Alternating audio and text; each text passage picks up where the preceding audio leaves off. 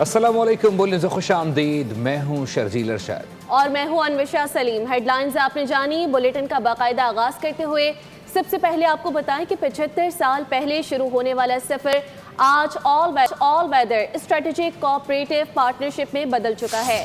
پاکستان اور چین نے ہمیشہ ایک دوسرے کے بنیادی مفادات کا دفاع کیا. صدر مملکت آصف علی زرداری کا پاکستان چین سفارتی تعلقات کے 75 سال کی تقریب سے خطاب. کہا کہ چین کے ساتھ دوستی پاکستان کی خارجہ پالیسی کا بنیادی ستون ہے. دو طرفہ تعلقات کو عوامی، سیاسی اور ادارہ جاتی حمایت حاصل ہے. صدر شی جن پنگ کی قیادت نے تعلقات کو بے مثال بلندیوں تک پہنچا دیا ہے. China is the cornerstone of Pakistan's foreign policy, which enjoys total public, political, institutional support in Pakistan. Thus, the relationship has enjoyed continuity across generations and governments.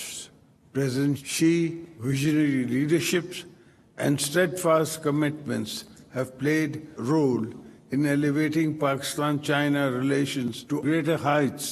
President Xi's initiatives and support for a deeper bilateral cooperation have opened new avenues of shared prosperity and regional stability.